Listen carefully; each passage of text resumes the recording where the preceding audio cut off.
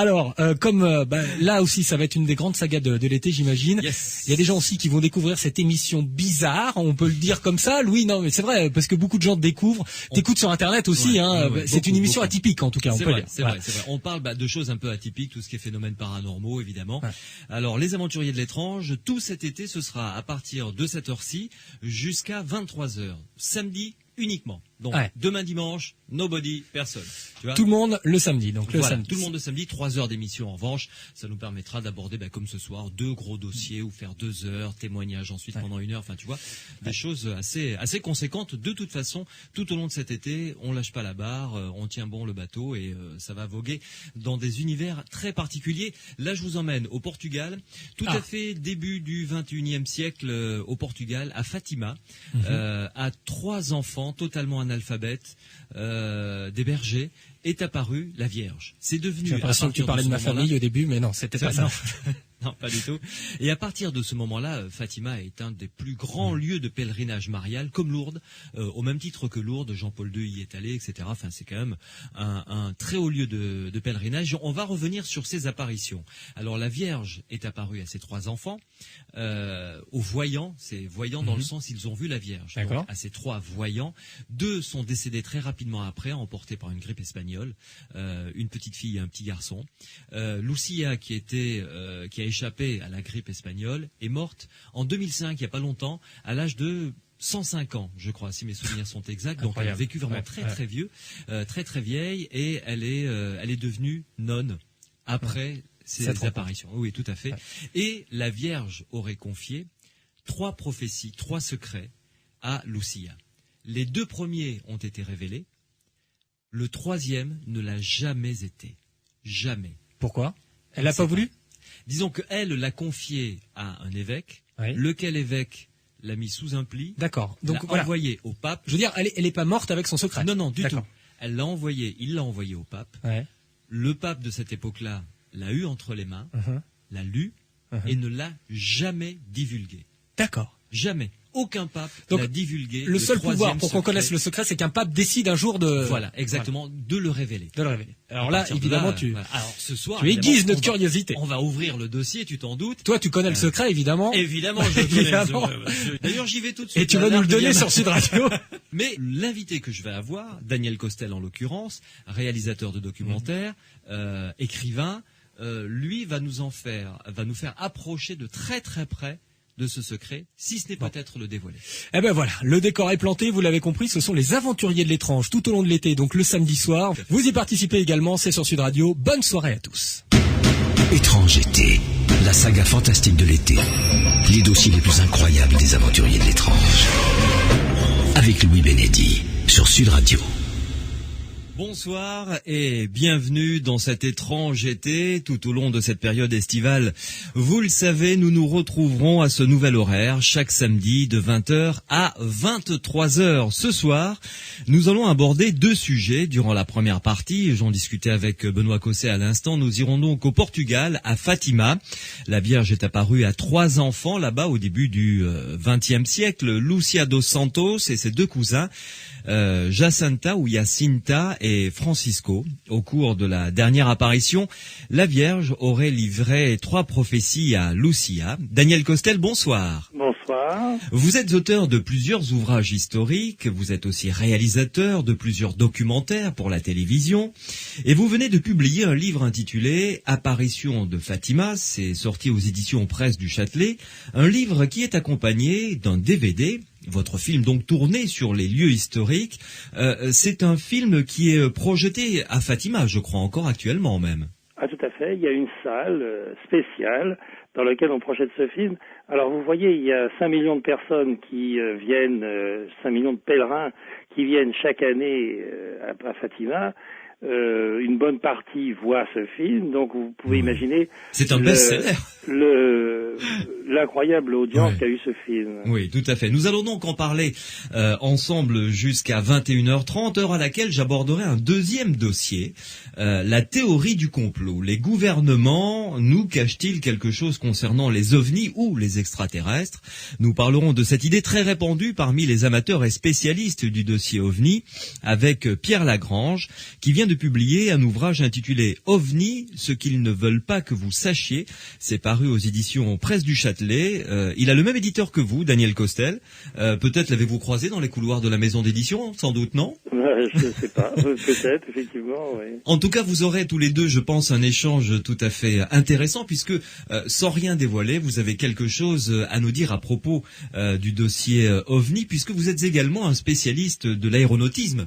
Vous avez publié quelques livres, quand même. L'histoire de l'aviation. Oui. Voilà. Donc on en parlera tout à l'heure ensemble. Et vous qui nous écoutez, vous le savez, vos commentaires, vos réactions, vos questions sont les bienvenues tout au long de ces 3 heures. Le standard est à votre disposition. Morad est là pour vous y accueillir au 0826 300 300, 0826 300 300. Vous pouvez nous appeler dès à présent. Vous pouvez également intervenir dans cette émission directement par SMS. Sur votre portable, vous tapez Sud, vous laissez un espace, vous rédigez votre texte et vous envoyez le tout au 71 200 et je me ferai un plaisir d'être votre porte-parole. Étrange été. Louis Benetti. Sud Radio. Apparition à Fatima, un livre publié aux éditions Presse du Châtelet, un livre, il faut bien le signaler, accompagné d'un DVD, d'un film documentaire, d'un film plutôt, qui retrace l'histoire de ces 3 enfants et de ce qu'est devenu maintenant Fatima. On en comprend la genèse. Daniel Costel, le réalisateur du film et l'auteur du livre, est mon invité. Daniel Costel, comment le projet de ce film, si j'ose dire, vous est tombé dessus? D'une manière très inattendue. Vous savez, j'avais réalisé une série qui s'appelait Les Grandes Batailles. Et un jour, j'ai vu arriver dans mon bureau un personnage très étonnant, je veux dire un peu bizarre, et j'ai compris qu'il était bizarre parce que il était plutôt habillé comme un clergyman d'habitude, mais là il était dans un habit qui ressemblait un peu à mafioso. Enfin, ça m'a paru très bizarre. Oui. Et il m'a dit, voilà, on vient... D'abord, j'ai compris, au bout d'un moment, qu'il faisait partie d'un ordre religieux assez peu connu, d'ailleurs, qui s'appelle les paulistes. Vous savez que les ordres ont chacun une mission particulière. Les jésuites sont l'armée du Christ, les dominicains portés vers l'étude, les bénédictins, etc. Et les paulistes sont comme d'ailleurs Saint Paul, enfin d'où ils tirent leur nom, sont là pour propager la foi. Et c'est une congrégation, je l'ai compris, très puissante. D'ailleurs, il y avait une librairie dans Paris qui est rue du Four, qui était une librairie religieuse. Un peu. Bien située, avez-vous dit d'ailleurs, oui, quand tout à fait. l'a révélé. Et qui appartenait aux polices. Ouais. L'idée, c'est qu'ils avaient tourné un film sur Lourdes, qui s'appelle Bernadette, qui est réalisé par un réalisateur assez âgé, qui s'appelle Jean Delannoy. Et ils voulaient, ils avaient entendu parler de moi, etc. Enfin, c'était très émouvant, cette offre de me faire tourner l'apparition de Fatima. Oui. Il s'agissait d'un film de long-métrage, il s'agissait d'un film de fiction, mais très, entre guillemets, documentaire. C'est-à-dire que je crois que c'est le fait que j'avais réussi les émissions documentaires qui leur donnait Vous étiez le réalisateur qui correspondait à ce qu'il voulait faire. Voilà, qui leur donnait une sécurité en quelque sorte. Oui. Ouais. Et d'ailleurs, ça a été très étonnant parce que quelques jours après, enfin tout ça a été mené d'une manière très rapide. Quelques jours après, je me suis retrouvé à Fatima et on a commencé à écrire avec une scénariste qui s'appelle Geneviève Maupeux.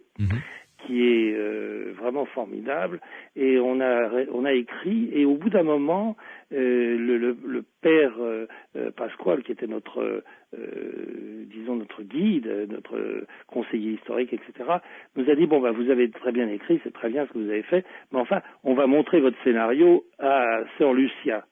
Alors ça a été un grand moment d'angoisse parce que c'est un peu sa vie que vous étiez en train d'écrire là. Oui, c'est ça, c'est sa vie, c'est ce qui lui est arrivé, etc.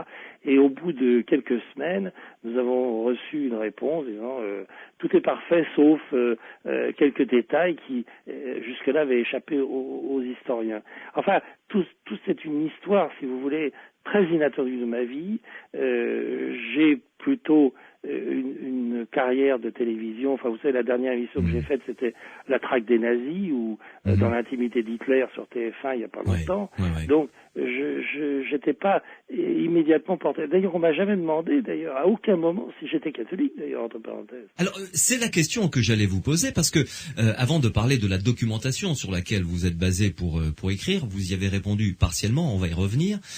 C'est un film basé sur les faits, donc à mi-chemin entre la fiction et le documentaire, mais c'est un film réalisé également avec votre foi, point d'interrogation. Je crois pas que la foi, je l'ai. Vous savez, je suis catholique depuis l'âge de 20 ans. Et ça vient du fait que j'ai été élevé dans une famille d'extrême gauche. Ma mère était communiste et mon père était très très socialiste. Enfin, dans le genre, il se situait plus à gauche à l'époque. Je vous parle là des années 50. Il se situait plus à gauche que ma mère, vous voyez, qui était communiste. Alors, c'est pour vous dire que à table, à tous les repas, on mangeait du curé, du rabbin et de l'ayatollah. Enfin, ils avaient une haine profonde pour la religion, ce qui d'ailleurs entre nous fabrique des enfants séminaristes. Ça, c'est comme ça qu'on a la foi. C'est que quand on est confronté sans arrêt à cette espèce de haine farouche de toute la religion, on finit par faire le contraire. A contrario, vos parents auraient été excessivement catholiques, vous auriez fini gauchiste, quoi. Voilà. C'est ça qui s'est passé. Donc, si vous voulez, j'avais une foi profonde, mais à aucun moment cette foi n'a été en cause. D'ailleurs, de toute manière, si vous voulez, je me suis engagé dans cette affaire, un peu comme vous dans cette émission que vous faites, c'est-à-dire dans un profond mystère. En fait, je ne savais rien des apparitions, et d'un seul coup, elles me sont apparues. D'ailleurs, j'ai fait un autre livre dessus aussi, parce qu'elles me sont apparues comme un phénomène inexplicable et digne d'une... c'était presque de l'ordre de la Sainte Terreur, si vous voulez. En tout cas, c'est un grand mystère. L'autre livre auquel vous faites allusion, il s'agit de Lorsque Marie paraît, c'est ça? Oui, c'est ça, oui. D'accord, aux éditions Robert Laffont. C'est ça. Mais j'ai remanié le livre sur l'apparition et pour lui donner d'une part encore plus de sens et aussi mon expérience, et d'autre part parce que depuis le fameux troisième secret a été révélé. Si vous voulez. Alors, on va y revenir en fin d'émission. On parlera également, on élargira le débat en fin d'émission sur les apparitions mariales en règle générale, et celles concernant les pays de l'Est. Alors ça, en revanche, c'est quelque chose que j'ignorais, des apparitions mariales aux pays de l'Est, dont vous écrivez d'ailleurs que parler d'une apparition de la Vierge en Europe occidentale ne pose aucun problème. Ah oui, c'est ça. Mais on risque au pire. On a vu la Vierge sous Staline. Ah ouais, là c'est le goulag direct, quoi. C'est plus dangereux, si vous voulez. On risque sa peau, là. Oui, tout à fait. Oui, ça m'a beaucoup frappé, ça. On y reviendra donc tout à l'heure. Alors parlons maintenant, si vous le voulez bien, toujours dans ce préambule, des documents, de la documentation que vous avez utilisée pour écrire, pour mettre en fiction ce qui a été réalité. Où se situe, lorsqu'on se plonge dans votre livre ou dans votre film, la part de fiction, voyez-vous, et la part de réalité, parce que tout ceci est étroitement lié. Alors, sur quelle documentation avez-vous bossé? Bon, d'abord, il y avait un certain nombre d'ouvrages, si vous voulez, qui existaient déjà sur la question, et puis un certain nombre même de films que j'ai évidemment tous visionnés et qui m'ont laissé un profond malaise, si vous voulez, parce qu'ils ressortaient tous de ce qu'on peut appeler l'art saint-sulpicien, c'est-à-dire, vous voyez, une espèce de glorification, de vision comme ça, et exactement le terme, c'est ça, saint-sulpicienne. Presque mièvre, vous voulez dire? Oui, tout à fait, bien sûr. Et d'autre part, j'avais des idées très arrêtées. C'est que je savais qu'à partir du moment où j'arriverais à définir les scènes et les transcrire, si vous voulez, les scènes qui appartenaient à l'histoire, si vous voulez, telle qu'elle avait été racontée dans un certain nombre d'ouvrages quand même assez sérieux, si vous voulez. Et à partir du moment où les spécialistes, c'est-à-dire les gens qui m'entouraient à Fatima, pouvaient me dire bon bah c'est comme ça que ça s'est passé, et où nous avions l'accord de Lucia qui était le dernier témoin, témoin de première importance, oui. À partir de ce moment-là, je savais que j'allais m'engager dans un mode de mise en scène très particulier. J'ai commencé par refuser toute forme de comédien, tout ce qui pouvait être des comédiens de profession. Et même, si vous voulez, je refusais, quand on faisait ce qu'on appelle le casting, je refusais même les enfants ou les adultes qui avaient une expérience de théâtre amateur. Je voulais qu'ils soient complètement je sais pas, oui, c'est le cas de le dire. D'ailleurs, c'est assez étonnant parce que l'enfant qui joue le rôle de Francisco, et d'ailleurs Lucia, la toute jeune fille qui joue le rôle de Lucia, étaient des descendants de la famille des voyants, des enfants des apparitions. Le fait de tourner aussi exactement à l'endroit où s'étaient passées les apparitions, vous voyez. Il y a eu une période qui a été une période assez, j'allais dire, bénie, qui a été, en tous les cas, une période très fructueuse pour le film, qui a été une période où je me suis imprégné aussi de cette région du Portugal, qui est une région très dure, avec des petits portugais rablés, enfin tout ça. Je dis ça parce que mon équipe de tournage du cinéma portugais, qui, comme vous savez, est un grand cinéma, était plutôt constituée de grands types blonds et qui étaient aussi portugais, vous voyez. Dont un communiste, d'ailleurs. Oui, enfin, celui dont je parle, il était communiste, mais enfin, il y avait pas que lui. D'accord. Très bien. Une dernière chose avant de faire une première pause, Daniel Costel. J'imagine qu'en tant que réalisateur, déjà, ça c'est à peu près normal, mais là, ça doit être un petit peu plus particulier, peut-être plus profond. Vous n'êtes pas ressorti de cette expérience indemne. Ou pareil que quand vous y êtes entré, si vous voulez. Je saurais, vous savez, je crois que quand on est confronté à un tel mystère, à une telle force au-delà des choses, au-delà des murs dans lesquels nous sommes, si vous voulez, on a peut-être une ou deux possibilités de réagir. Il y a des gens, si vous voulez, qui s'enferment dans la trappe et dans un couvent et qui se mettent à prier toute la journée. C'est une formule, si vous voulez. Moi, j'ai continué ma vie et mes films, si vous voulez, et je suis marié, et voilà, j'ai un enfant, et j'ai continué à vivre normalement. Mais quelque part, je sens la présence. J'allais pas dire de la Vierge, mais je sens une présence, si vous voulez, constante auprès de moi. Ça date effectivement de Fatima et de ce tournage, qui par ailleurs a été un tournage insensé, parce que vous savez, les réalisateurs aiment bien parler de leur tournage, tout ça, c'est comme si comme les soldats parlent de leur guerre. Vous voyez. Alors tout s'est fait, si vous voulez, tout s'est organisé dans ce tournage pour que les choses se passent mal. C'était déjà un tournage assez difficile, parce que c'était pas des moyens immenses. Enfin, je crois qu'on s'en est très très bien sorti. Il y avait un chef opérateur français qui s'appelait Charles Gaëtan, qui était un type formidable.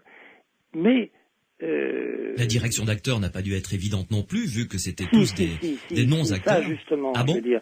Voilà, c'était... je veux pas me comparer à mon maître Robert Bresson, si vous voulez, ou à des gens comme qui ont une espèce comme ça de pratique des comédiens non professionnels. Mais là, je veux dire, j'ai trouvé des enfants qui étaient tellement imprégnés eux-mêmes, si vous voulez, du mystère du lieu, du mystère de leur passé, de leur famille, de ce qui s'était passé à Fatima. Vous comprenez qu'il n'y avait aucune aucun problème, si vous voulez. Ils transmettaient, au contraire, ce que je devais leur insuffler, si vous voulez, c'est le non-jeu, une espèce comme ça d'être simple, vous voyez. Et je crois que Patrick Brion, qui dirige le cinéma à France 3, me disait ça ressemble au film des frères Taviani. Bravo, je suis très content qu'on m'ait dit ça. Oui, d'ailleurs, ça a été diffusé par France 3, le film. Ouais. Mm-hmm. Mais si vous voulez, c'est vrai que l'idée, c'était de continuer dans le sens de la vérité. Enfin, il s'est organisé quelque chose qui ressemblait à un documentaire. Mais bon, c'est un vrai film de toute manière et très émouvant, je crois. Mm-hmm. Mais si vous voulez, ce qui s'est passé, c'est que toute cette histoire se passe dans la relation qu'on en a, se passe par grand soleil. Enfin, vous voyez, il y a la danse du soleil, etc. Ouais. Mm-hmm. Il a plu tous les jours, tout le temps, aussi, du début à la fin. Alors, on a vécu dans une espèce comme ça de tragédie, si vous voulez, en même temps qui était la tragédie du tournage. Et je crois que ça a beaucoup servi parce que ça a rendu les choses moins évidentes, moins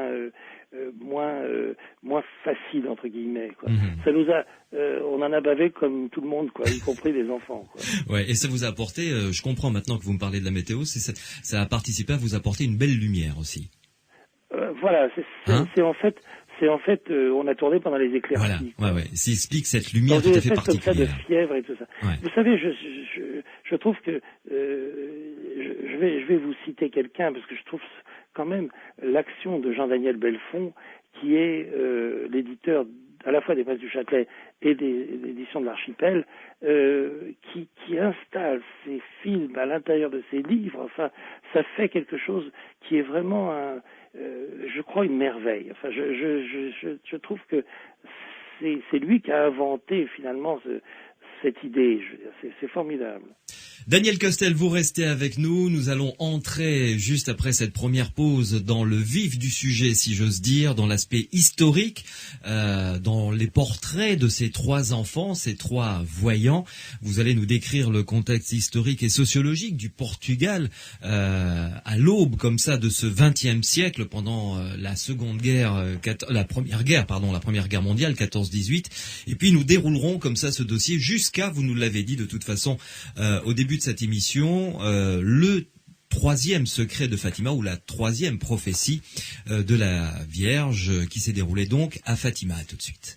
Étrange été, la saga fantastique de l'été, tous les samedis à 20h sur Sud Radio.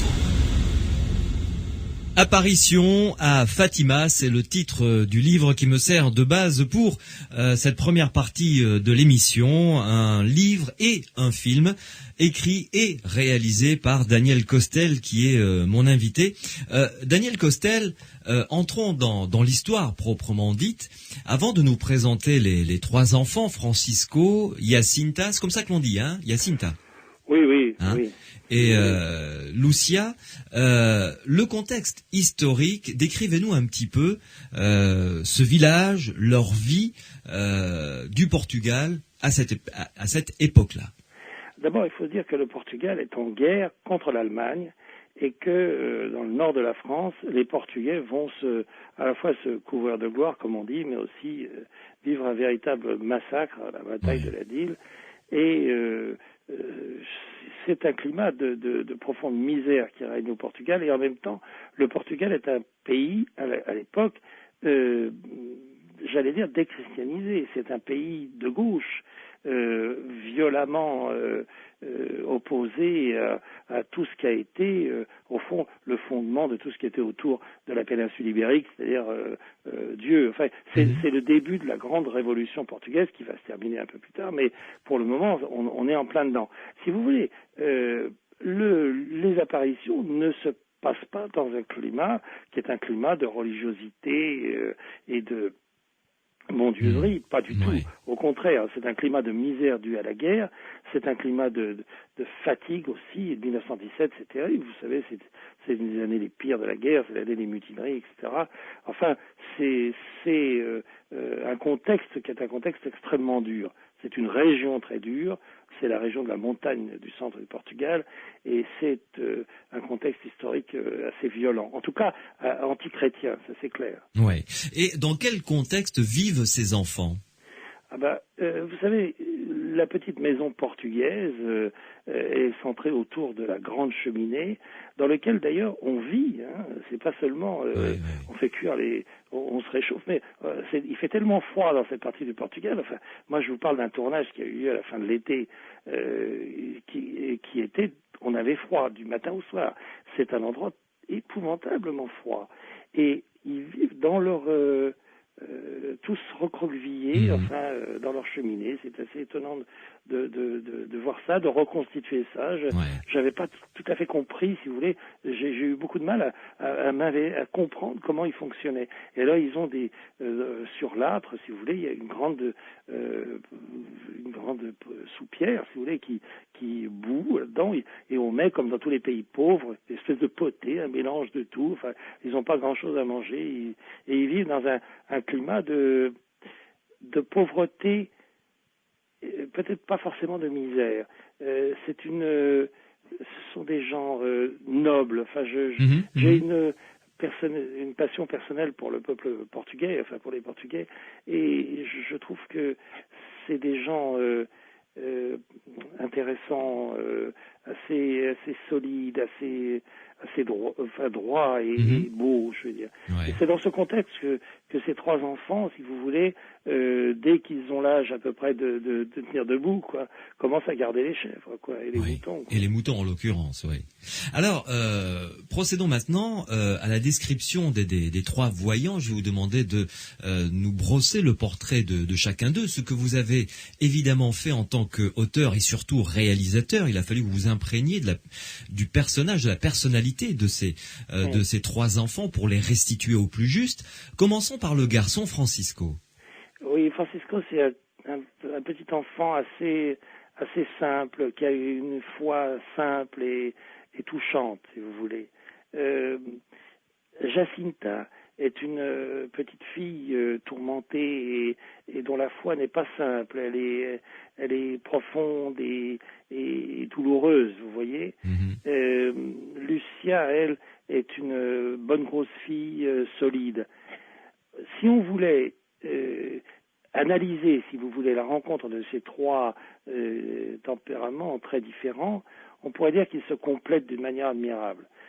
Comme si, au fond, ces trois enfants n'avaient pu, entre guillemets, réussir ce qu'ils ont vécu, si vous voulez, que parce qu'ils étaient complémentaires de cette manière, si vous voulez. Surtout quand ils ont subi quelques épreuves, on en parlera tout à l'heure, auprès de leurs proches d'abord, de leur famille, et ensuite dans un cercle plus large avec l'administration et l'administrateur en question. On peut en parler tout de suite si vous voulez, parce que au fond, on voit bien d'ailleurs la nature même des persécutions qu'ils ont subies. Elles viennent d'une part d'un monde portugais autour d'eux, qui est un monde très très anti-chrétien, si vous voulez, et puis d'autre part de leur famille qui est ils sont très chrétiens eux, mais par contre ils ne peuvent pas admettre ce genre de folie. Vous voyez, ils sont battus dans tous les sens. Oui, vraiment, vraiment. Cela étant, quand on a des enfants qui rentrent à la maison de leur âge et qui disent on a vu une belle dame, c'est quand même assez particulier. Peut-être nous, en tant que parents, réagirions-nous de la même manière, peut-être. Oui, d'autant plus qu'on peut imaginer toutes sortes de perversions, d'horreurs, de choses comme ça. Enfin, je crois que ça a été en tout cas très très très mal pris. Bergers, donc, eux, par la force des choses, pour aider leurs parents, et analphabètes. Ah oui, complètement. Illettrés, enfin, je veux dire, parce qu'analphabète a un côté péjoratif, mais illettrés, totalement. Oui, vous pouvez dire ça comme ça. Ouais. La question, si vous voulez, de ces villages du centre du Portugal, mais enfin, il y avait probablement dans beaucoup d'autres pays, si vous voulez, il y avait toujours une idée, si vous voulez, qu'il y avait un personnage central dans le village qui pouvait lire, transmettre les informations, etc. Tout le reste, c'était des gens tellement pauvres, si vous voulez, qu'ils avaient des petits troupeaux, des bêtes, une vie de paysan extrêmement pauvre, de toute manière. Oui. Donc la notion, si vous voulez, des études, etc., enfin, des notions qui n'existaient pas, quoi. Je vais vous citer, en fait, lire le tout dernier paragraphe de votre livre, où vous parlez des enfants, parce que c'est eux dont il s'agit tout au long du livre, finalement. Ce qu'ils ont fait, dites-vous, écrivez-vous, c'est apporter au monde une image, celle d'un homme en blanc sur la neige qui ouvre notre film, celle de 3 petits bergers qui incarnent l'innocence et la pauvreté, eux méritaient de voir Dieu. Oui, alors... 2 idées se télescopent. D'abord, j'ai fait un film depuis avec Isabelle Clarke. Ce film s'appelle Jean-Paul II. Oui.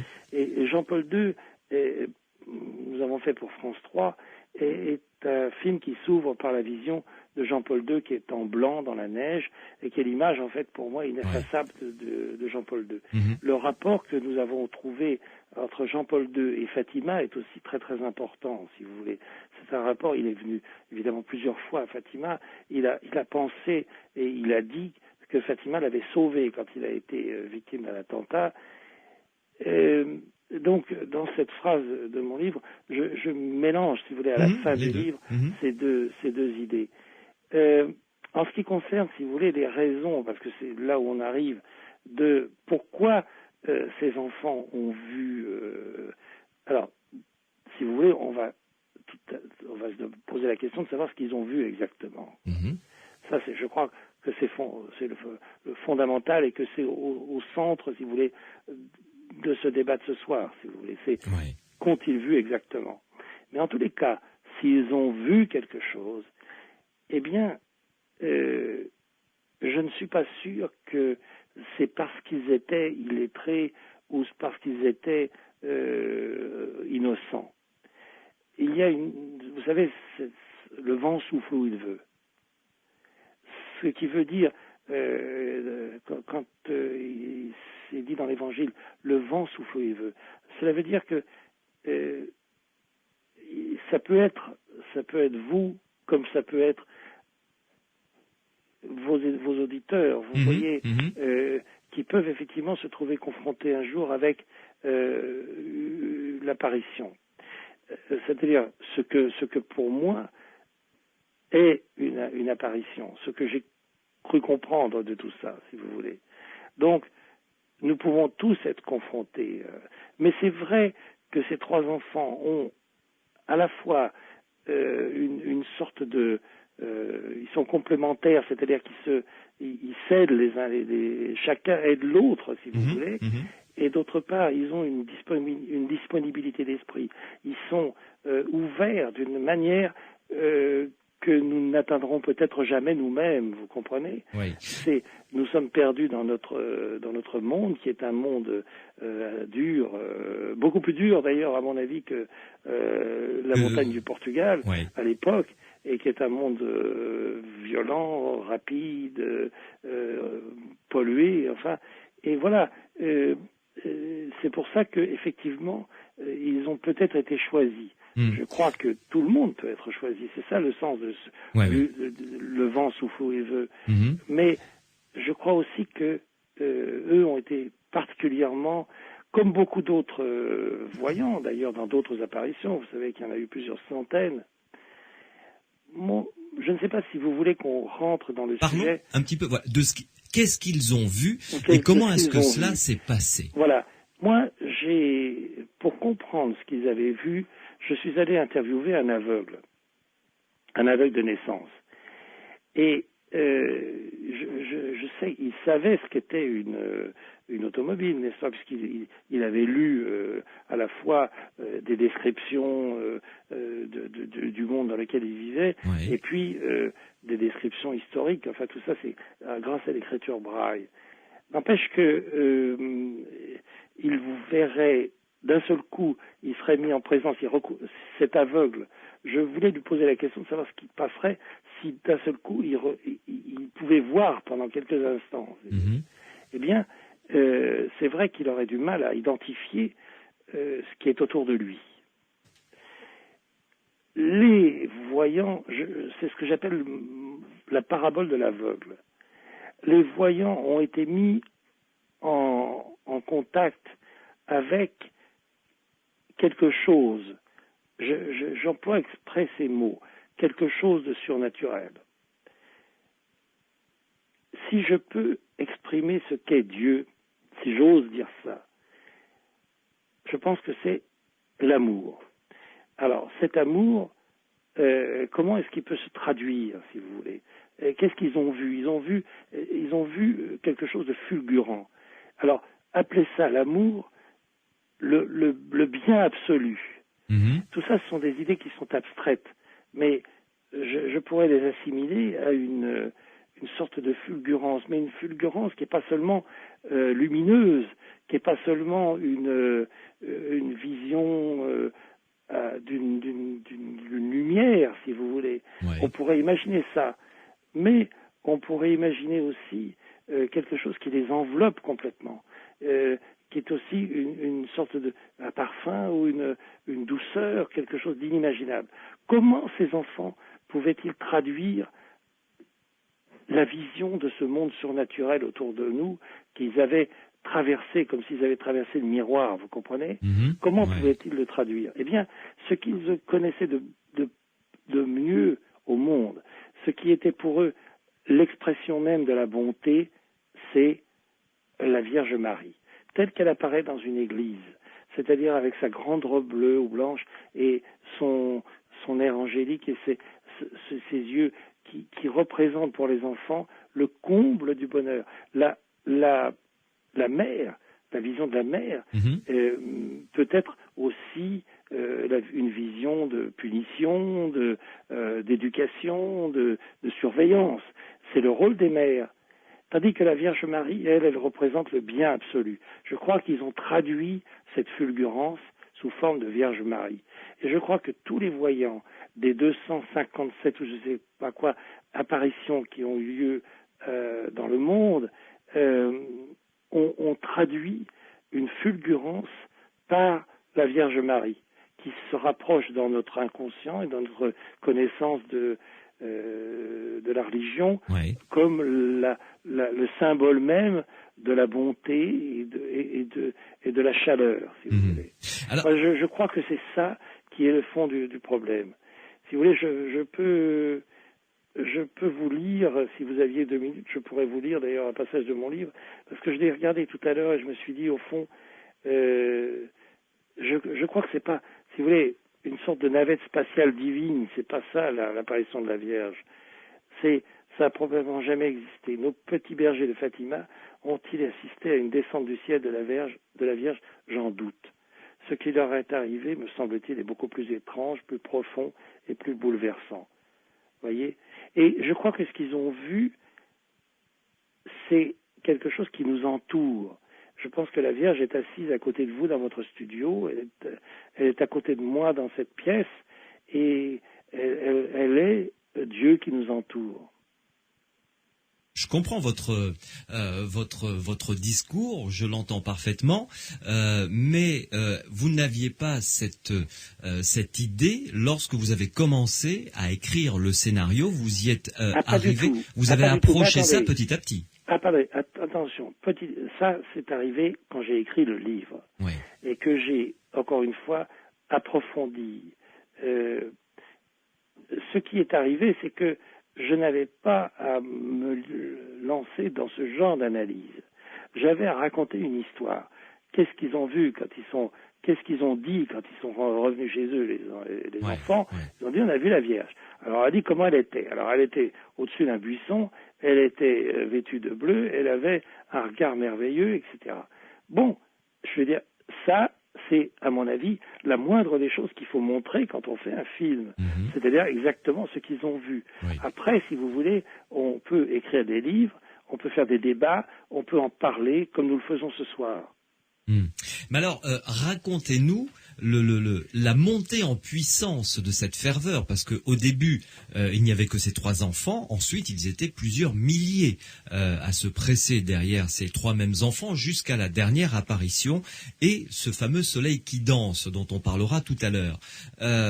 dans votre film et dans votre livre, les difficultés qu'ils ont rencontrées montrent que ces enfants étaient beaucoup plus solides qu'on ne le croyait, parce que on ne supposait pas a priori au départ que ces 3 petits bergers aient pu avoir la capacité à rebondir ou à être costauds face notamment à l'administrateur qui leur a fait subir toute une série de choses absolument abominables pour des enfants. Oui, tout à fait. Mais je crois que c'est très intéressant que nous ayons défini avant ce que pouvait être l'apparition, si vous voulez, c'est-à-dire cette fulgurance dont je parle. Ouais. Je crois qu'elle leur a donné surtout une force, une solidité inimaginable, si vous voulez. Ouais. Ils ont supporté tout parce que, non pas parce qu'ils avaient vu la Vierge, mais qu'ils avaient rencontré Dieu. Je le crois profondément. Si vous voulez. Ça se rapproche beaucoup, votre discours, peut-être vous y êtes-vous intéressé également, aux expériences de mort imminente, ce que vous êtes en train de nous décrire, votre analyse du moins. Hein. Quand vous savez, ces gens qui sont morts durant quelques secondes, quelques instants, ont été plongés dans cette lumière extraordinaire. Vous en avez entendu parler de ça ? J'ai lu effectivement le livre de Philippe Labro que j'ai trouvé remarquable et qui parle de son expérience personnelle aussi. Ouais, si vous voulez. Ça, je ne sais pas. Je crois qu'il s'agit de 2 expériences différentes, si vous voulez. Maintenant, on peut effectivement les associer, si vous voulez, mais je ne sais pas. Je pense, si vous voulez, que dans ce cas précis, puisque vous me parlez de ce qu'ils ont eu à subir, les enfants, qui sont d'ailleurs, c'est d'ailleurs une histoire dramatique, et le film relate cette histoire presque comme un roman, si vous voulez, qui va jusqu'à la fin. Et si vous voulez, je pense que la cohérence, si vous voulez, de ce que nous venons de dire, c'est le rapport entre, encore une fois, la fulgurance de ce qu'ils ont vu et la force qu'ils ont eue ensuite, quoi. Ouais. Mais leur discours après, ce qu'ils se sont infligés à eux-mêmes, ces petits-enfants, de souffrances volontaires, ça c'est leur interprétation, à votre avis ?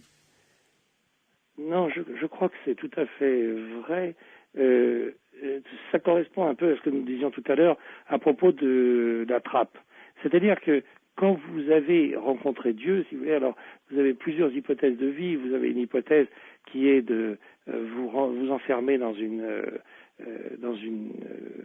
un monastère et puis prier toute votre vie. Vous avez une autre hypothèse qui consiste à vous dire, surtout pour des enfants qui sont toujours exaltés, enfin, et excessifs, surtout ceux-là, enfin, de se dire, on a fait des péchés épouvantables. Bon, ensuite vous avez quelque chose de très significatif qui est la mort de ces 2 enfants.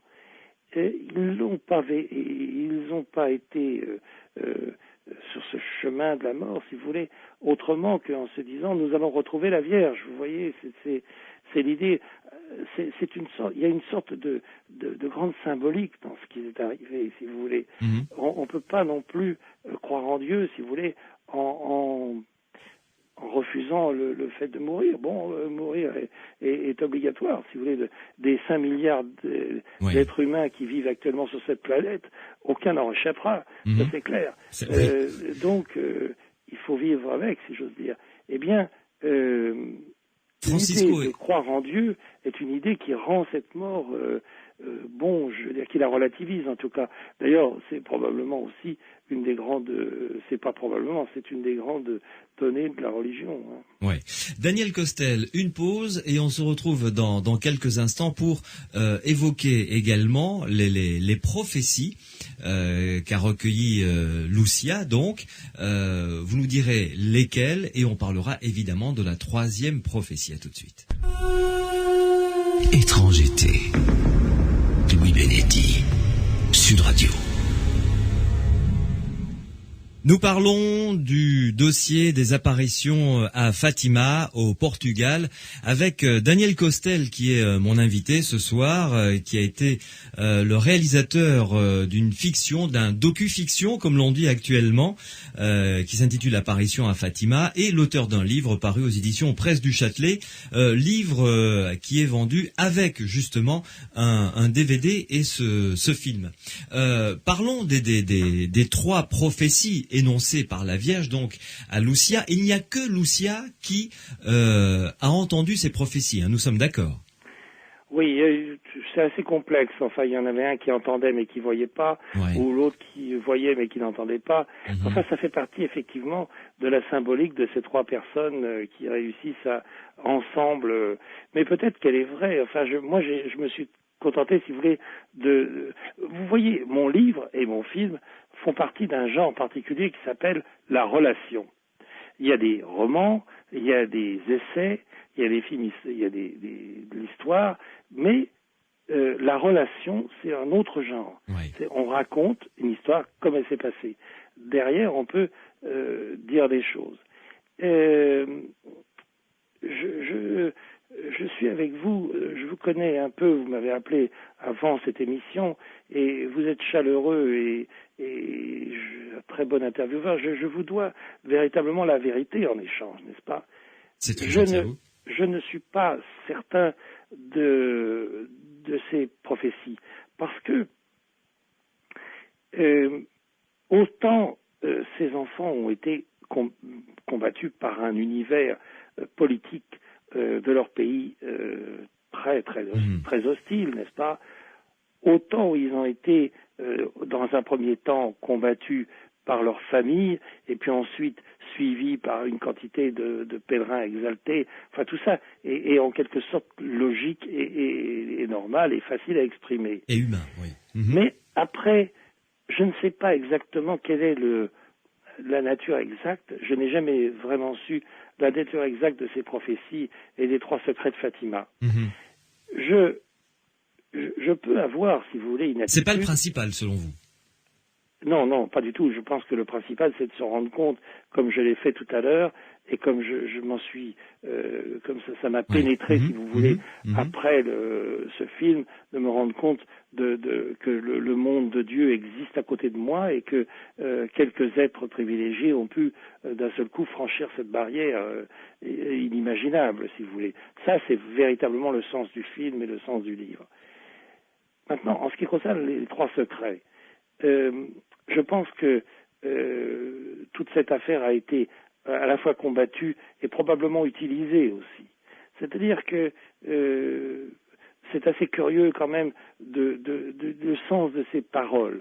D'abord, y a-t-il eu parole? Y a-t-il eu vraiment message? C'est pas comme ça que je l'analyse. Quand on est imprégné, si vous voulez, d'un seul coup, de la toute-puissance de Dieu et de sa chaleur, je ne suis pas sûr que ça se traduise en mots. Et puis, je vois assez quand même une partie du clergé de l'époque qui était donc, comme je vous l'ai dit, sur la défensive, enfin, par rapport à une situation politique de leur pays, mais aussi par rapport à une situation générale, si vous voulez. C'est-à-dire que probablement, quelque part, le Vatican est intervenu assez vite dans cette affaire, et vous voyez que la première prophétie porte sur la conversion de la Russie. Oui. Vous imaginez, je suis pas tout à fait sûr que une parole divine ait pu concerner la Russie dans le Portugal de 1917. Par contre, la Russie était clairement identifiée au Vatican, enfin par les autorités religieuses catholiques de l'époque, comme d'un seul coup le mal absolu. Vous comprenez? C'est qu'elle était en pleine révolution russe. Ça, on est d'accord. Bon. La seconde concerne la fin de la guerre. Ouais. Ça, je veux dire, on peut toujours prophétiser qu'un jour la guerre se terminera, parce que c'est probablement tout ce qu'attendent les gens, et voilà une parole rassurante. Le troisième secret, lui, est plus complexe, et le cheminement de ce secret l'est tout autant. Sous forme d'une révélation de Lucia à son directeur de conscience dans son couvent.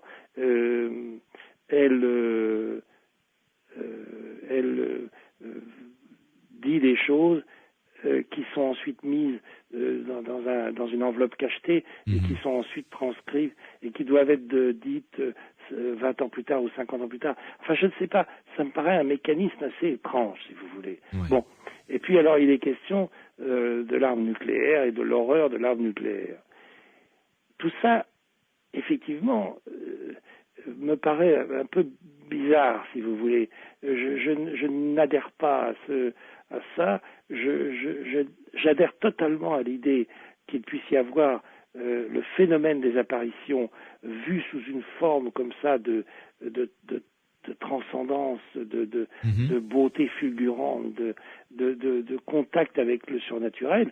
Ça, c'est déjà suffisant, si vous voulez. Vous voyez, il y a de quoi déjà transporter les foules par millions à Fatima, vous voyez. Oui, parce que le troisième secret, comme vous le disiez fort justement, a eu un cheminement tout à fait particulier.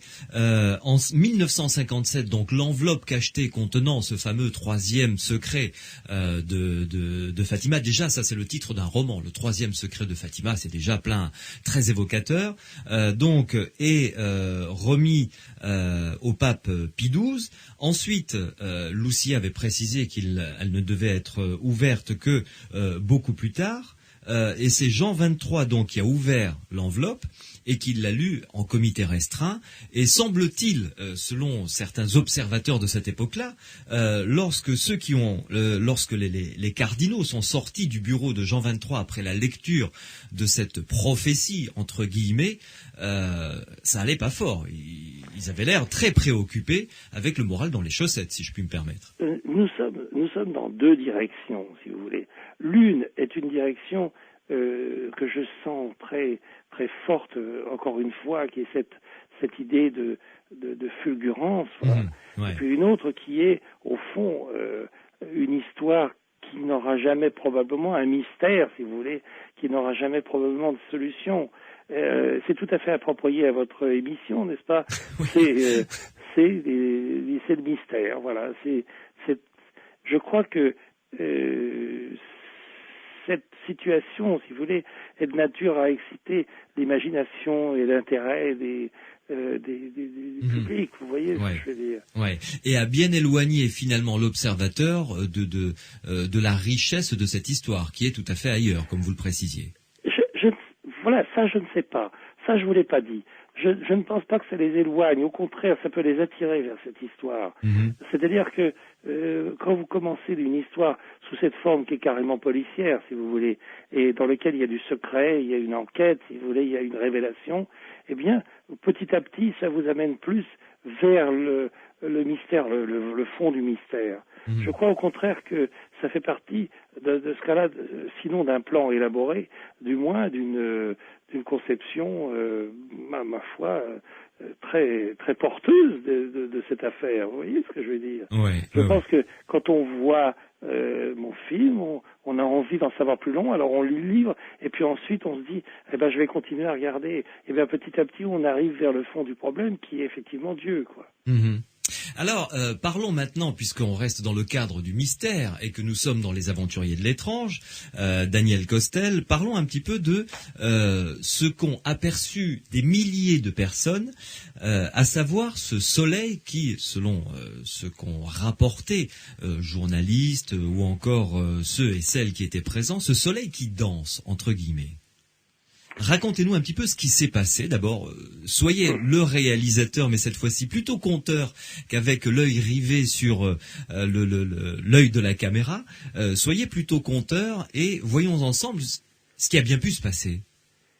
Voilà, ça c'est à la fin du cycle des apparitions, disons, quelque chose qui est très troublant et qui se rapproche plus de la première idée, si vous voulez. J'ai du mal à adhérer, si vous voulez, à l'idée de la Vierge, vous voyez, comme dans l'Église, quoi, et qui prononce des paroles, si vous voulez. Autant j'ai, au contraire, l'impression que la danse du soleil correspond à quelque chose de beaucoup plus fort et probablement de beaucoup plus proche des apparitions.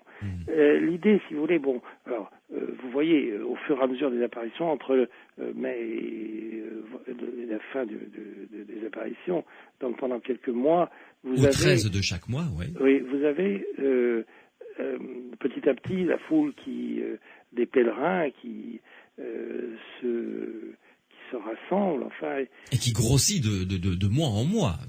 Oui, et petit à petit, vous obtenez une foule qui ne doit pas être très loin de l'état d'esprit des voyants au début de leur rencontre avec le surnaturel, si vous voulez. Donc ce qu'ils ont vu, ce qui est très intéressant, c'est que ce qu'ils ont vu tous ensemble, ce n'est pas la Vierge qui apparaît, c'est une manifestation lumineuse. Alors, ils ont appelé ça la danse du soleil. Effectivement, le soleil, ils ont vu quelque chose qui bougeait, si vous voulez, dans l'air, qui était, alors, à mon avis, exactement ce qu'ont dû voir les enfants au départ, quoi. Je crois que, puisque je parle de fulgurance, puisque je vous parle d'une lumière surnaturelle, quelque chose qui les a enveloppés, etc., je crois que là, les pèlerins qui étaient là, cette foule de pèlerins, a dû voir exactement la même chose. Je crois que là, il y a une sorte de confirmation, si vous voulez, de ma première hypothèse. Je crois que c'est ça qui s'est passé. Daniel Cossel, si vous permettez, et puis l'expression va être tout à fait juste, je vais être durant quelques instants l'avocat du diable. Puisque c'est une expression en plus tout à fait cléricale. Quand on parle de canonisation ou de béatification, il y a ce qu'on appelle l'avocat du diable. Est-ce que dans l'état d'esprit de cette fièvre montante de plus en plus forte et de cette foi exacerbée entre guillemets, ces milliers de personnes, est-ce que c'est parce que j'imagine, je suppose que vous êtes posé la question, n'ont pas vécu une sorte d'hallucination collective? Vous voyez, je vous ai répondu à l'avance. Je vous ai dit que ils ont probablement vu la même chose que les enfants au départ. C'est-à-dire que s'ils avaient eu une hallucination collective, je ne vois pas pourquoi ils n'auraient pas vu la Vierge. Ou imaginer, c'est ça l'étymologie d'hallucination, si vous voulez. Ils auraient imaginé qu'ils voyaient la Vierge, puisqu'on leur parlait de ça seulement. Très juste. Tant qu'à faire, tant qu'à être halluciné, autant voir... Absolument. C'est tout à fait vrai. Ouais. C'est un bon argument, effectivement. Et les enfants, peut-être ont-ils vécu eux aussi une hallucination ? Je sais pas. Quand une hallucination prend une ampleur de ce type, si vous voulez, quoi. Là, il y a quelque chose qui est analysable d'une autre manière, si vous voulez. Je crois que c'est ce qui s'est passé. J'ai à la fois, si j'ose dire, à la fois la foi et une sorte de la formation d'historien, si vous voulez, et de journaliste, enfin, qui a fait de moi un documentariste, si vous voulez. Donc rigueur, ce qui veut dire rigueur et analyse. Voilà, qui ne me pousse pas, si vous voulez, à adhérer comme ça. C'est pas la foi du charbonnier, si vous voulez, je le regrette d'ailleurs, parce que je la respecte beaucoup cette foi. J'ai pas mis en doute ça, si vous voulez. J'ai pas, à aucun moment dans mon livre ni dans mon film, nulle part, j'ai parlé d'hallucination. Je n'ai pas vécu ça. J'ai parlé de mystère, oui, certainement, mais pas d'hallucination. Non, je crois pas, vraiment. Ouais. Donc, revenons à ce soleil ou à la danse du soleil. Ces trois enfants, selon votre idée, ont été les catalyseurs pour tous les milliers de personnes qui étaient là, pour leur faire entrevoir quelques instants, leur faire avoir durant quelques instants ce contact privilégié qu'ils avaient, eux, avec ce monde surnaturel. Je ne crois pas que ce soit seulement pour ces gens-là, c'est aussi pour moi, pour vous, pour tout le monde. Je crois que c'est un moment grave de l'histoire. Ce qui est sorti de tout cela, c'est un pèlerinage Alors vous savez, il y a deux grands. C'est un pèlerinage qui draine énormément de oui, monde. Alors c'est très intéressant parce qu'il y a deux grands pèlerinages. Enfin, il y a beaucoup de pèlerinages, mais il y en a deux grands dans le monde, c'est Lourdes et Fatima. Lourdes est le pèlerinage des malades et Fatima le pèlerinage des gens heureux. Lourdes c'est la souffrance, Fatima c'est le bonheur. On vient demander à Dieu d'être guéri à Lourdes et on vient le remercier à Fatima. Il y a là quelque chose aussi de très troublant, si vous voulez. Et puis, encore une fois, ce qui s'est passé, c'est pour ça aussi que j'ai écrit ce livre, si vous voulez aussi, et que j'ai fait ce film aussi, sans doute, pour justement témoigner aujourd'hui, si vous voulez, témoigner de notre temps, si vous voulez, de l'importance de ce qui est arrivé à ces enfants. Ouais. Mais je voudrais ajouter quand même que la mort n'est pas forcément un drame.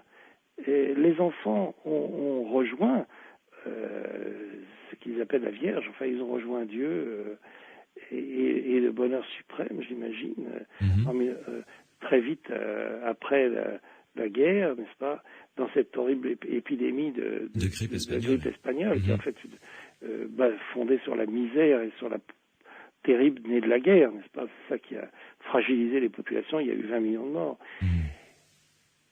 Et l'autre, elle est restée, et ça l'a pas beaucoup amusée, si vous voulez, de rester vivante. J'ai une cousine aux États-Unis qui son fils a été assassiné à l'âge de 20 ans, et aujourd'hui elle a 94 ans. Et elle a donc vécu presque 70 ans, oui. 70 ans à pleurer son fils. Je trouve que c'est un châtiment bien dur. Elle a eu du mal à survivre, mais elle a vécu très longtemps, et il y a aussi quelque part cette survie très longue de Lucia nous interroge sur la mort très rapide des deux autres. Vous voyez, il y a quelque chose qui est profondément symbolique dans tout ça, quoi. Un peu comme toutes nos actions de notre vie, si vous voulez, ou ce que nous rencontrons, si vous voulez, peut avoir figure de symbole, vous voyez. Les deux enfants, Francisco donc et Jacinta, qui sont décédés à la sortie de la guerre, ont été béatifiés. Oui. Les deux enfants, et je l'ai précisé tout à l'heure, Lucia est décédée en 2005 à l'âge de 105 ans. C'est ça. Vous signalez dans votre livre parce que au départ au départ de l'écriture dans votre livre, vous dites avoir une attention particulière pour Jacinta, qui était cette petite fille. Mais je vais vous raconter une histoire sur Jacinta qui est quand même tout à fait extraordinaire. Parce que là, vous voyez l'action, enfin, je sais pas, faisons attention aux mots, n'est-ce pas? Je dirais l'action de la Providence. J'avais du mal à faire ce qu'on appelle le casting. C'est-à-dire que nous étions tous les jours dans ce bureau à Fatima, n'est-ce pas, et nous recevions des quantités de jeunes filles, d'enfants, si vous voulez, de 10 ans, et j'essayais de trouver chez ces enfants la fièvre, la profondeur du regard de Jacinta. Et j'étais avec Madame Maupeou, Geneviève Maupeou, nous étions tout le temps en train de travailler et nous perfectionner le scénario, etc. Et il y avait sa fille, Lucille, qui était en dessous de nous et qui jouait en dessous de nous, qui avait 10 ans et qui s'occupait, tant bien que mal, elle était avec nous au Portugal. C'était pendant les vacances d'été. Ouais. Et à un moment, je dis à Geneviève Maupeou, je suis désespéré parce que j'ai l'impression qu'on ne trouvera pas cet enfant. Et Lucille, qui ressemblait d'une manière absolument frappante à l'idée qu'on pouvait se faire de Jacinta, nous dit, mais pourquoi je ne fais pas le rôle, moi? Et on lui dit, mais tu parles pas portugais, parce que le film est en version originale portugaise. Ce que vous voyez est une version française. Mais nous l'avons tourné en version originale portugaise. Et elle a dit, je vais l'apprendre. Et en fait, elle a appris le portugais, qu'elle a parlé parfaitement en 8 jours. Ce qui est impossible, si vous voulez. Elle a joué son rôle en portugais sans aucune espèce d'accent. Et là, il y a quelque chose qui m'a toujours beaucoup frappé, beaucoup interpellé. Je veux dire, j'ose même pas en parler parce que c'est quelque chose qui est de l'ordre aussi du mystère, vous voyez. Les deux enfants, Jacinta et Francisco, donc ont été béatifiés en 2000, donc très longtemps après leur décès évidemment. Ouais. Et vous signalez dans votre livre qu'une jeune fille portugaise a été reconnue comme miraculée par l'intercession de ces deux enfants. Oui, parce qu'il faut un miracle pour être béatifié. Il faut qu'un miracle soit reconnu, etc. Enfin, c'est un très long processus. Oui. Je dois vous dire que j'ai pas une j'adhère pas à tout ce qui est tout ce qui sont les manifestations administratives de l'Église, si je veux dire. Ouais.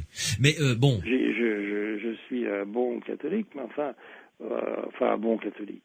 Qui est un bon catholique? En tout cas, ce qu'on peut dire pour avoir ouvert ce dossier de nombreuses fois au sein de cette émission sur Sud Radio, je peux vous dire que le côté études scientifiques concernant les guérisons dites inexpliquées de Lourdes ou d'ailleurs, quand l'Église déclare que c'est une guérison inexpliquée, on peut faire confiance à la solidité du dossier. Sur le plan scientifique, il n'y a rien à redire en tous les cas. C'est sûr que le principe de base de tout ce système, si vous voulez, c'est de ne pas prêter le flanc à des critiques et à des interprétations qui pourraient être hostiles. Ouais. C'est clair, il faut faire attention. Daniel Costel, une dernière pause et ensuite on va ouvrir le débat peut-être d'une manière beaucoup plus large avec d'autres apparitions mariales sur lesquelles vous vous êtes penché, qui vous intéressent. J'ai découvert tout un tas de chiffres concernant les apparitions mariales, notamment dans les pays de l'Est. J'ignorais, et après tout, pourquoi est-ce que les pays de l'Est n'auraient pas eu droit également à des apparitions mariales? On va en parler ensemble dans quelques instants. Juste le temps pour moi de rappeler à ceux et celles qui nous écoutent, vous pouvez intervenir, vos commentaires, vos questions par le biais du SMS. Sur votre portable, vous tapez Sud, vous laissez un espace, vous rédigez votre texte et vous l'envoyez au 71 200. Vous pouvez également intervenir de vive voix en appelant notre standard. Morad est là pour vous y accueillir au 0826 300 300 si vous désirez poser des questions à mon invité Daniel Costel. À tout de suite. Sud Radio vous offre un étrange été avec Louis Bénédit.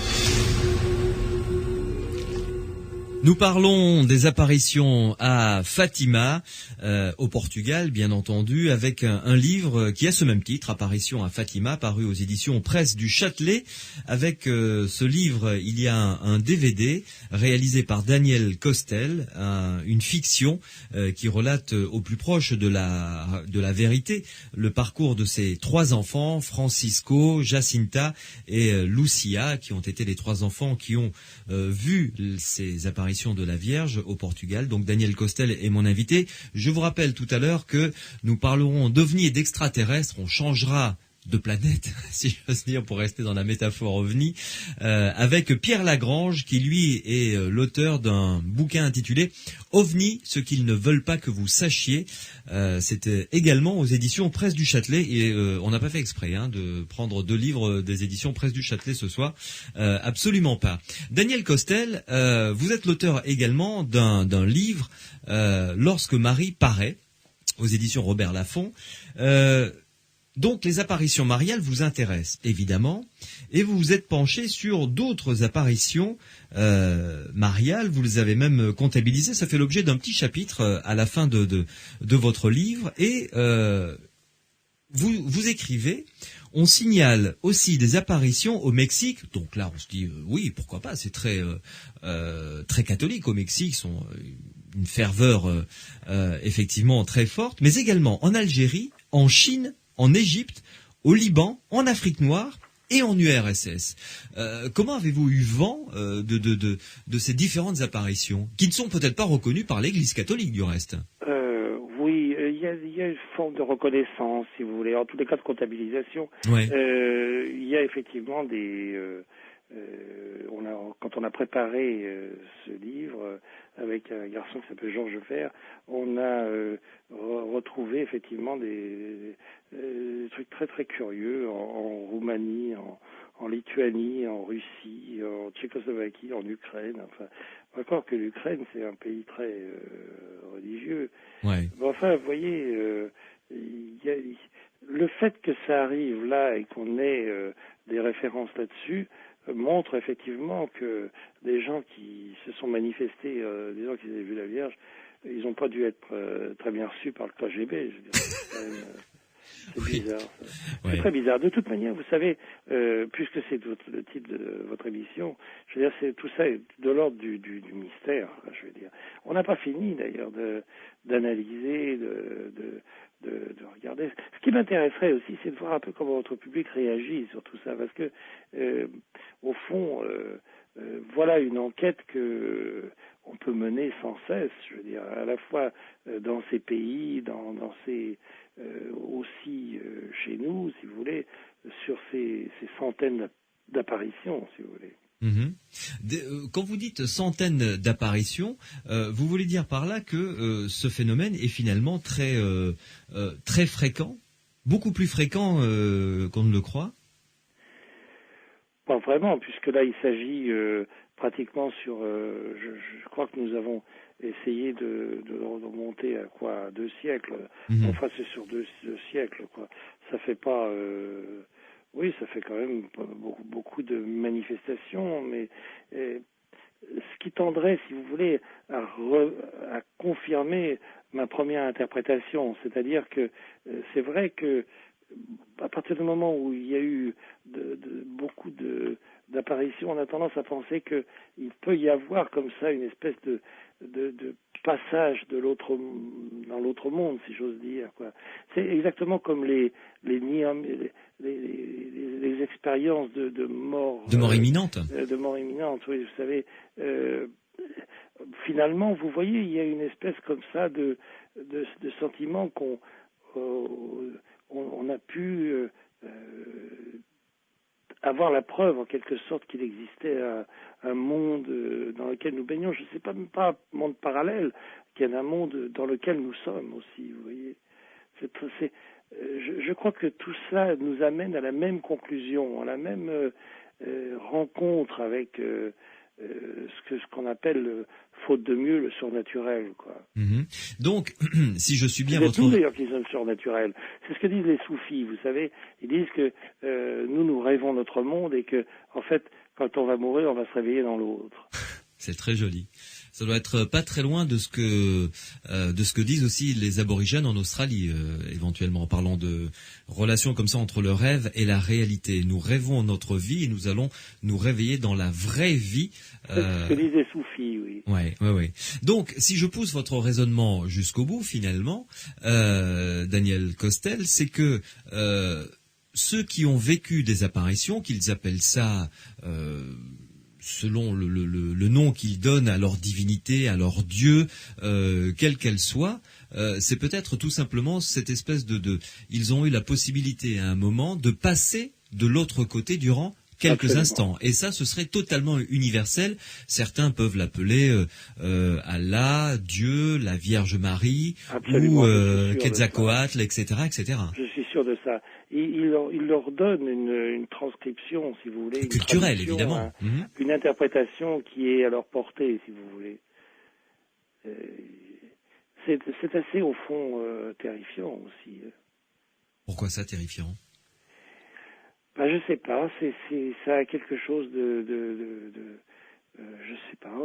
C'est plutôt rassurant de se dire que finalement il y a une sorte d'universalité comme ça à tout ce que les gens ont vu, de points communs, de traits d'union entre tous ceux et toutes celles qui ont vécu des apparitions, quelle que soit leur culture ou leur religion, et que tout ça procède de la même chose finalement. Je trouve ça plutôt rassurant et harmonieux. L'un de mes témoins, vous savez, religieux, dans ce livre, dit, au fond, tout est affaire de conversion. Quand on est en face d'un tel mystère, on on a envie de se convertir, si vous voulez. Mais la conversion n'est pas seulement de dire je suis chrétien ou je suis catholique, si vous voulez. La conversion, c'est une conversion de tous les jours. On sent bien ce qui retranche de ce monde et ce qui vous apporte à ce monde, ce qui vous entraîne dans ce monde.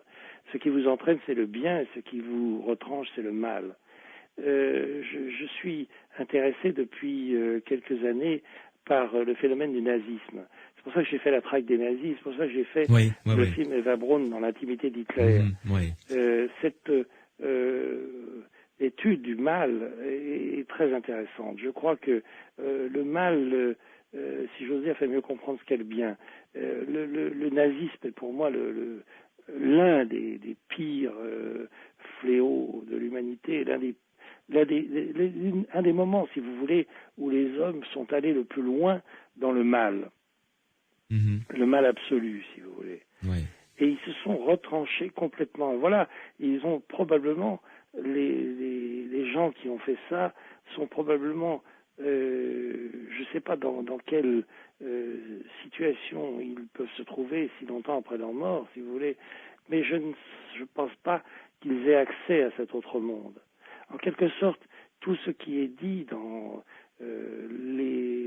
l'Évangile et dans les autres doctrines religieuses, si vous voulez, qui sont très respectables, qui disent que, au fond, nous passons selon notre état, selon notre connaissance, si vous voulez. Eh bien, toute cette histoire de Fatima est en somme une démonstration de ça. Vous voyez, il faut un degré en quelque sorte de sainteté, c'est-à-dire de conversion. Il faut aller vers ça. Alors, c'est pas forcément de rentrer à la trappe, effectivement, mais c'est au moins de rechercher tous les jours. Je veux pas du tout prendre un ton de prédicateur, n'est-ce pas? Mais je crois qu'il faut rechercher tous les jours le bien. Et c'est vrai que tout ce qui est la non-violence, tout ce qui est le refus de la violence, tout ce qui est la recherche du bien, la recherche du bon, du beau, et même quelle que soit sa religion, d'ailleurs. Mais quelles que soient les difficultés de la vie, d'ailleurs, ça fait partie aussi ça d'une sorte de symbolique aussi de ce film et de ce livre et de cette histoire, si vous voulez, que je raconte. C'est la symbolique, c'est d'avoir l'âme, de pouvoir entrer. Eh bien, le jour où on meurt, eh bien, on entre dans cette. Je suis absolument persuadé là qu'on peut, selon sa conversion, selon ce qu'on a fait, on peut entrer dans ce monde. Je crois que c'est ça la symbolique de Fatima. Daniel Costel, un auditeur nous appelait pour demander si vous pouviez parler de l'apparition de La Fallette. C'est Maurice en l'occurrence. Est-ce que ça vous dit quelque chose? Oui. On peut parler de tas d'apparitions. Je crois qu'il faut vraiment renvoyer au livre parce que là on est parti pour c'est pas pour dire oui. Botter en touche, si vous voulez. Je cherche pas à esquiver. Mais là vraiment, si on rentre dans le détail des apparitions, là il faut vraiment prévoir un petit déjeuner. On va faire monter, comme disent nos amis de la police, les bières et les sandwichs. Oui, c'est ça, exactement. Ouais. Alors, je signale quand même au passage que dans votre livre, vous faites un appel à documentation concernant certaines apparitions françaises que vous citez d'ailleurs, qui vont pêle-mêle de, on va dire, 1920 jusqu'à 1982 d'ailleurs, hein, pour certaines. Vous continuez à travailler sur ce sujet, à creuser malgré tout, à aller dans le détail de plusieurs phénomènes d'apparition mariale? Pas en ce moment, si vous voulez. Non, mais je vous dis, je m'occupe de tout à fait autre chose, même de l'opposé, si vous voulez. Mais pourquoi pas? Je veux dire, c'est un sujet effectivement qui, encore une fois, c'est ce que je disais tout à l'heure. C'est un sujet inépuisable, c'est un mystère inépuisable, si vous voulez. Et effectivement, je pense qu'il faudrait effectivement reprendre, comme nous l'avons fait, si vous voulez, à quelques années d'intervalle, ces textes pour les continuer, si vous voulez. C'est vrai que de toute manière, on a des éléments qui arrivent, comme par exemple la divulgation du troisième secret, si vous voulez, qui a été un événement tout de même. Oui. Comment a-t-il été divulgué? Dites-nous ça. vous voyez, c'est un processus qui passe par de Jean XXIII à Jean-Paul II, si vous voulez.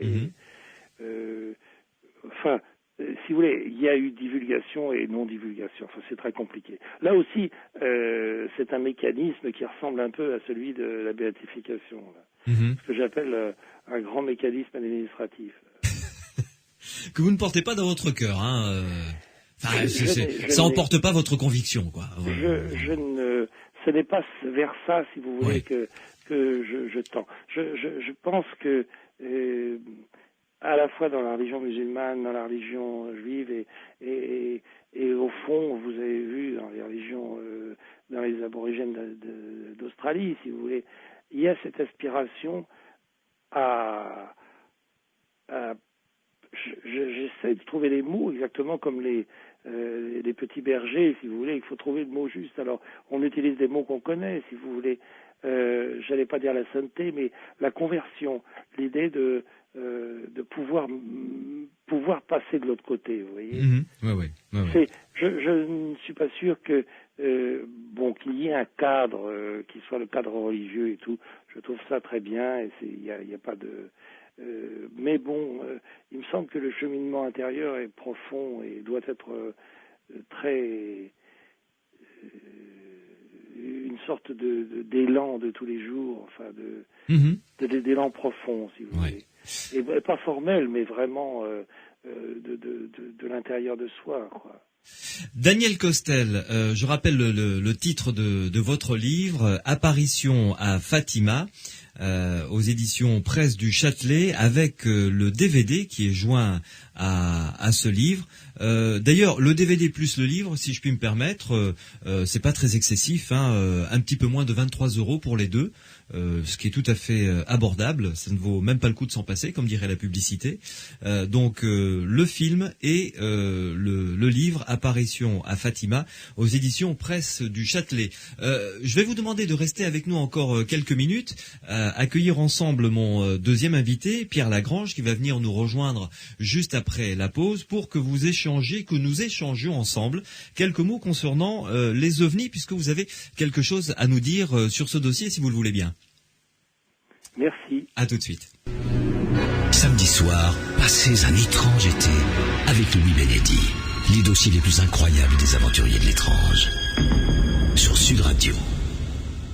Daniel Costel est toujours en notre compagnie et nous accueillons Pierre Lagrange. Bonsoir Pierre Lagrange. Bonsoir. Bonsoir monsieur. Bonsoir. Alors, merci de venir nous rejoindre, Pierre Lagrange. On va passer la deuxième partie de l'émission avec vous pour discuter d'OVNI avec votre nouvel ouvrage qui s'intitule « Ce qu'ils ne veulent pas que vous sachiez ». Alors, je ne sais pas si vous avez entendu une partie de l'émission juste avant, Pierre Lagrange. La fin. Juste la fin. Donc, vous êtes tous les deux, Daniel Costel et vous-même, aux éditions Presse du Châtelet. Vous êtes collègues, en quelque sorte, si je puis me permettre. Alors, Pierre Lagrange, je vous ai demandé d'intervenir dans cette émission un petit peu plus tôt parce que Daniel Costel, lorsque nous avons préparé ensemble cette émission au téléphone, vous m'avez dit, ça tombe bien que vous parliez des ovnis parce que moi j'ai quelque chose à dire concernant ce dossier d'ovnis puisque vous êtes quand même un petit peu spécialiste de l'aéronautique et en même temps de l'histoire des inventions, donc c'est un domaine que vous connaissez bien et vous m'avez révélé quelque chose de tout à fait étonnant, Daniel Costel. Vous savez, j'ai effectivement entendu beaucoup parler du livre de votre invité, Pierre Lagrange, Pierre Lagrange, qui est paraît-il tout à fait étonnant et en fait, c'est pas du tout c'est peut-être une information, je ne sais pas si vous en parlez dans le livre. Malheureusement, je l'ai pas encore lu. Je l'ai, mais je l'ai pas encore lu. Voilà. Donc, je voulais vous parler de cette histoire de la crêpe volante. Le flapjack, oui. Le XF5U1. Oui. Le Chancebout V173, j'ai l'air très pédant comme ça. Ah oui, alors là, ça nous impressionne là-dessus. Je vois ce que c'est, je connais la C'est un avion à aile circulaire qui a volé à China Lakes le 23 novembre 1900. Enfin, le premier vol, c'est 42, mais il a surtout été envoyé à China Lake, qui est une base ultra secrète aux 200 km de Los Angeles, en Californie, à partir de 47. Et il me semble que il y a une relation de l'atterrissage de nuit de cet avion avec des ailes circulaires et avec des feux de position qui par définition étaient circulaires, vous voyez. Ouais. Et les gens qui ont vu ça de la route qui séparait la base de l'extérieur, si vous voulez, on parlait de soucoupe volante. Et je crois que le Pentagone a beaucoup insisté pour suivre cette histoire, pour aller dans ce sens-là, de manière à camoufler des essais secrets. Des essais secrets de la crête volante? Oui. C'est-à-dire que le problème, c'est qu'en fait, en 47, quand l'histoire des soucoupes volantes démarre, donc le 25 juin 47, le numéro de mai 47 de Mechanics Illustrated contenait un gros dossier sur la crête volante. Donc un mois avant. Et l'article se finissait sur une remarque très curieuse. Il disait si jamais vous voyez passer un engin qui vole à une vitesse folle et qui a l'aspect d'une soucoupe, ne vous étonnez pas, ça sera la crête volante. Et la coïncidence est curieuse, mais je pense que ça fait partie de toutes ces spéculations à l'époque sur les armes secrètes.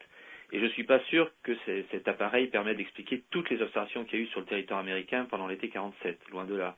On a aussi parlé des ailes volantes, par exemple, des ailes volantes de Northrop. On a dit c'est peut-être des confusions avec les ailes volantes. Le projet allemand aussi. Oui, alors les ailes volantes des frères Horten et Lippisch.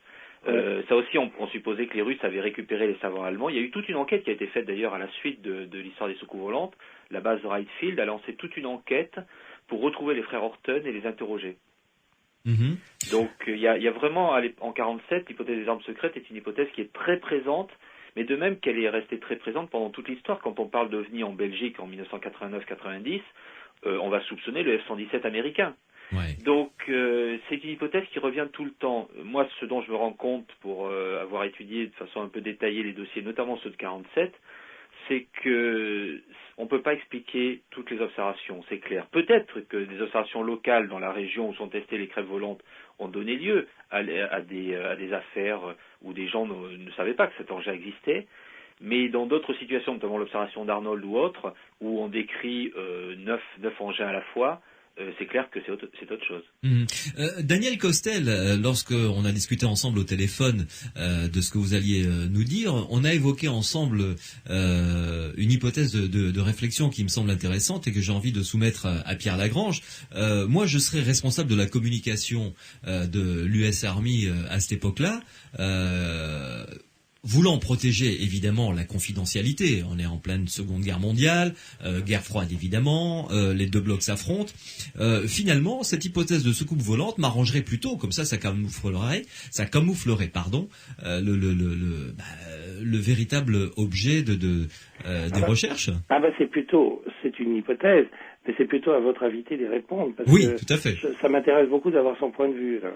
Disons que c'est vrai qu'il y avait certainement des projets secrets à l'époque, mais bon, pour ce qui est de la crête volante, le secret avait été éventé, puisqu'il y avait ce grand dossier dans Mechanics Illustrated. Donc c'est en couverture, en plus du journal, donc tout le monde entend parler de cette histoire-là et sait quel est cet engin. Ouais. Les ailes volantes, elles sont pas secrètes, on sait qu'elles sont testées, donc ça concernait d'autres prototypes plus tardifs. Mm-hmm. Mais alors pour le coup, pour les Américains, les militaires, étant donné le cloisonnement au sein de l'appareil militaire, les enquêteurs militaires, ceux qui enquêtent sur les soucoupes, sont les premiers à soupçonner que c'est une autre branche de l'armée américaine qui teste quelque chose. Ouais. Et comme ils savent qu'il y a eu le projet Manhattan et qu'ils n'en ont pas entendu parler, donc le projet Manhattan a été un secret militaire au sein de l'appareil militaire d'abord. Mm-hmm. Donc il y a une grosse partie de l'armée qui ne savait pas qu'il y avait un projet pour construire la bombe atomique. Ouais. Donc ils sont tout à fait sensibilisés à l'idée que c'est peut-être une arme secrète. Mais par contre, d'un autre côté, l'idée de devoir dire au public il y a des choses qui volent, on ne sait pas ce que c'est, ça les angoisse énormément, parce que ça veut dire qu'ils reconnaissent que l'espace aérien est violé sans qu'ils puissent rien faire. Mmh. Ouais, c'est vrai, c'est tout à fait vrai. Eh bien, écoutez... Merci beaucoup, Daniel Costel. Merci beaucoup pour votre soirée. Merci d'avoir attiré l'attention sur la crête volante, qui est effectivement, beaucoup de gens l'ont oublié. Écoutez, le Flying Pancake. Oui, Flying Pancake, c'est pas mal comme nom, tiens. Flying Flapjack aussi, on l'appelait. Le Flying comment, Pierre Lagrange? Flapjack. La crête volante, en fait. Ah, d'accord, très bien. Ok. Ou le gâteau volant, oui. Très bien. Merci beaucoup, Daniel Costel. Merci et à bientôt. Beaucoup à vous. Au revoir. Au revoir. Bonsoir. Pierre Lagrange, nous continuons en